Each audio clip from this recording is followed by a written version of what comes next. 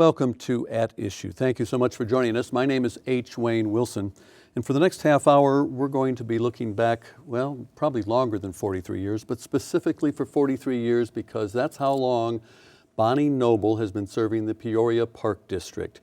The first 19 years were as a trustee, an elected trustee, and then in 1979, I ran for president of the board and was elected and continued in that phase until 1991. And in 1992, I then thought that it would be great if I applied to be the director of the Peoria Park District. And I can tell you it's been a wonderful job. I think I have the best job in the world. well, that job comes to an end on April 30th. It certainly does. So we want to take this occasion to look back at some of the things that have happened, most of them good, but there's a couple of issues. But let's start with a little bit of history first. Okay. The actual name of the Park District is the Pleasure Driveway And Park District of Peoria. Right, and that started when? In 1894. And one of the first parks was a strange park back in that time. It was a linear park, now known as Grandview Drive. Yes, it was one of the first things that it was a major construction job. They built Grandview Drive in 1991, and I'm not sure.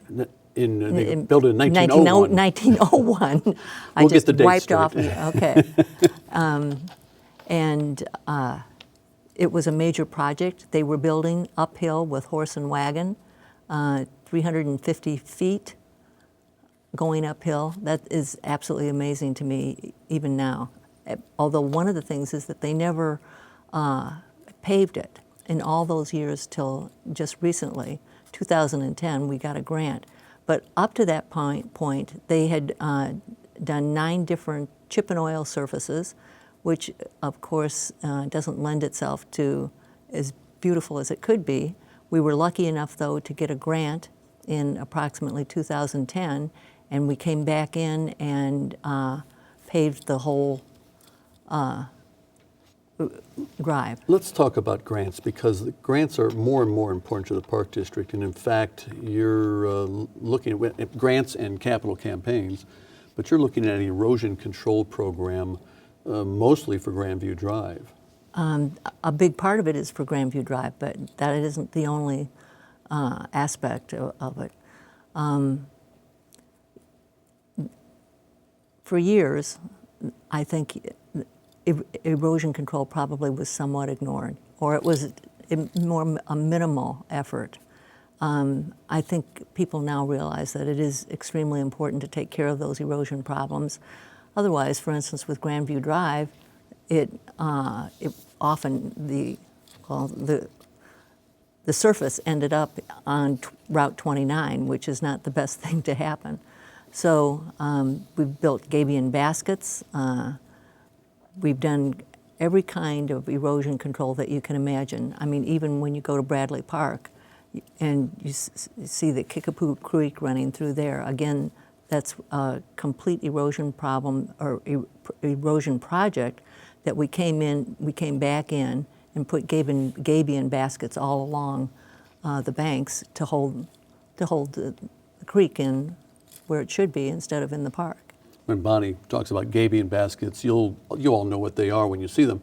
They're metal mesh with rocks inside, and they're placed. They usually look like cubes, and they're placed where each stone is placed by hand and measured, and so that you really have it. It's a work of art if you really take a look at it. part of that $5 million capital campaign or capital project is not just erosion control, but also Newman Golf Course. Yes. Mm-hmm. What's being done at Newman? Well, last year we did quite a big project as far as drainage is concerned, but in no way did it really resolve all the issues. This year we're trying again, and we have a grant request out at this point, and we're expecting well, we're hoping the price will come into some area where it's affordable for us to do. But we're going to take a whack at trying to solve some of the major drainage problems that we have on Newman Golf Course. It's been that way for years. So we're talking about golf, and we know that the number of rounds of golf have declined in recent years. Since about 2000, it's more than half has been lost in number of rounds of golf. So the board of the Peoria Park District decided to close Donovan. Can you share with us why Donovan was chosen over the other golf courses and what the future of Donovan is? The future of Donovan, I think, looks great. The way Donovan is positioned in the Park District boundaries and in that particular area, there really is no large park there like you would have with Bradley Park or Glen Oak Park, some of our other locations. So this gives us an opportunity to go back and take a real hard look at Donovan. And you'll remember that we already have the observatory on Donovan Golf Course. So that, I mean, that's one of those things that is used by a large number of people for different events that it works out pretty well. But we've also, for years, used the course for winter skiing. It's been used for track meets. And it seems that it has so much potential. It has 3 lakes. They're smaller lakes. Some people wouldn't call them lakes, but I'm calling them lakes. They have wildlife that really uses that park. And I think that we have something very special going here as we move into the future. But again, we're at this point constantly taking information as to what people feel they want and how they would use Donovan Park. You mentioned the observatory. You're going to be cautious of the use of lights for nighttime activities near that? That is one of the problems, and yes, we have to be very cautious. We just recently put on a new dome, and the observatory is a wonderful asset. So I think we should make the most of it, and I hope in the future that that's what happens. During your time with the Park District, a lot of things have been accomplished. I'd like to go down a laundry list of some of those, in no particular order, but just how you viewed the accomplishment of, let's start with Rock Island Trail. It took us long enough. But I think that's one of the greatest things that we've done. We've been able to put it together, and when we added the bridge on Knoxville, I mean, first of all, I look at the bridge and I've been calling it an iconic bridge. I mean, it's so perfect there. And I think it brings together both the north and the south side of the trail, and it's sort of like the final piece. And when you look at what we've got going alongside the trail, right down approximately a block down the trail from the bridge, is a safety town where every child, we will hope, learns how to ride their bike safely. And you can tell that they have a great time. We give classes in it. And each part of the trail has added something special as we've gone along. So we hope to continue that kind of thing, we'll see what happens. But it's 25 years, I mean, to build it and find the money to build it. And this last bit was really hard. And because Brinkman wanted $1 million in escrow. So nobody has $1 million that they can just put in escrow, especially a park district. You mentioned Safety Town. Actually, the Park District assumed that operation. It was started by Bill Rutherford. Yes, it certainly was started by Bill Rutherford. And the bones were there, and we now have probably one of the best safety towns and one of the few safety towns in the state of Illinois. You mentioned how long it took to get the Rock Island Trail to its current status. Another long-term project in terms of fundraising was Peoria Playhouse Children's Museum, now open. Yes, now open. And is it open? I mean, it is unbelievable the number of people that are bringing their children there. Plus, we have adults that would like to rent it in the evening so that they can play. So, we have had a couple birthday parties along that way. So, I mean, people are very creative. And it was really important that we put something unique there.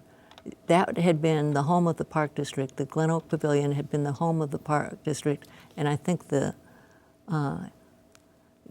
a rock that at the front door that says when it was built, 1894, I think is what it is. And the repurposing that, I mean, we didn't want to just leave it. It had to be something special. And Because the administration moved over to Lakeview. correct. And we had long outgrown the pavilion as far as administrative staff was concerned for that, but we did not feel we could just leave it empty and move to Lakeview Museum. We needed to have a start and know exactly where we were going so that building in the long run would serve the park and not be recreation for the homeless or what sometimes happens to parks that are not really well used. But what we were trying to do, and the vision of this is that we wanted to create a day-long destination, a place of stability. And we thought this is not only would it help Glen Oak Park, but it would also help the East Bluff in providing some stability too. Because now what you have is you have the Children's Museum, you have a project called Rotary Adventure Grove, which is the go-between the Children's Museum and the parking lot and gift shop that Polly and Glenn Barton contributed, and that's the only way we were going to end up building it. And then you have the Luthi Botanical Gardens, which we are upgrading at this point too, and the lagoon, and the amphitheater, which was just sort of noted about And the don't Beach forget Boys. the zoo. And one of the major projects of the park is the zoo.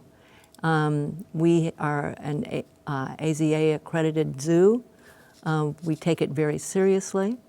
And as you probably know, we just had four lion cubs were born. She took a long time. She took her way about her, our female lion. And in fact, she would come up and bat him occasionally, give him a swap. But one of the male lion did not make it and has passed away. But the three cubs female cubs are just going to be absolutely wonderful. They're already bouncing all over the place. You mentioned Luthi Botanical Garden as part of this destination at Glen Oak Park. Yet you are cutting back in some ways at Luthi. Finances, bottom line? Yes, it's finances, but we have to figure. We're not going to cut it back because what we're going to do is work it through with volunteers and add more volunteers to our staff. Right now, we couldn't do what we do if we didn't have volunteers. We have approximately 12,000 volunteers in our banks right now where they have made it possible to make our park district an outstanding park district. We made reference to Lakeview. The administration moved from Glen Oak to Lakeview in the old Lakeview Museum. And next to that is the old YWCA. Yes. That building is partially used now. What's the future of the other half? Well, we thought we had it resolved because one of the things that we had done is we had applied for a grant from the state of Illinois, and it also had federal money in it too, so it was a combination of Open Space Land Acquisition Development and OSLAD grant was what they're called. But the governor chose to put all of the grants that we got at the end of the season, last season, suspended. The current governor. The current governor. But these grants have been approved. They had been approved and given, actually announced that we were receiving these grants, and they had been given by Governor Quinn. So, and in actuality, in one instance, they had given us, well, they had actually given us the ability to move ahead with the Lakeview Museum part of it, or not the Lakeview Museum, the Lakeview, I'm calling it Lakeview Recreation Center, but it was the YWCA. Right. So they had given us that permission to go ahead, but then they pulled it back in time. But in another project, it's called Tawny Oaks, and it's going to be a wonderful natural interpretive project, along with an entrance to Singing Woods, which is a 1,000-acre nature preserve. You're moving forward on that project. Yes, we Despite the loss of the grant. Right. We felt we had no choice because we'd already bought and been given permission to buy the construction materials and the designs. We'd done all the architectural engineering. We did the architectural engineering on Lakeview, too. But that's mothballed. But Half of that's it's mothballed. Half of it is at least mothballed. And then what about Forest Park Nature Center? Because that was part of that state grant, too. You're right on target. That was approximately $250,000 towards renovating the exhibits. And Lakeview, or Forest Park Nature Center, is a well-loved recreational and leisure experience. One of my favorite things is when they do the hummingbird banding, and you go out and this naturalist bands all of the hummingbirds. They all sort of fly in at one time, and they're sort of twittering all over the place. But it's just an amazing project, and so I hope people will still enjoy those kinds of things. But we will have to, and maybe we'll get be able to fundraise enough to actually do what needs to be done on the exhibit. Let's turn to athletics for a moment. Okay. The Park District recently entered into an agreement with FC Soccer, I believe is the proper name of that group, for some acreage for soccer fields up by the Mossville Cat Plant. Correct. What is the arrangement there, and what is the future of those soccer fields? Well, we run soccer programs there. Mossville, or FC runs their programs there. I think it's a good partnership, and more than a good partnership. I think it's an excellent partnership. And we also are still running, because the soccer program is big enough, some of it at Detweiler Park. So I think that long run, we hope to, as money is available or as funds are raised, and we hope to renovate the soccer fields at Mossville. Let's talk about softball, because you have a long-term contract with District 150 at the stadium, what's known as Peoria Stadium property on War Memorial Drive. And you invested, the Park District, when I say you, invested a lot of money putting in lights and improvements to all the softball fields so that you have good softball fields. And then came the question of Walmart. You took a pretty firm stance on that issue. Yes, it's one of the few times I've seen the park board get a standing ovation, and they weren't willing to sit down when we made the decision that we needed to go ahead and operate the stadium site as it should be operated. How long is the contract for? It would be 30 to 35 years. Okay, so is that the issue that you made these investments based on the fact that you had a long-term contract to use those? Right.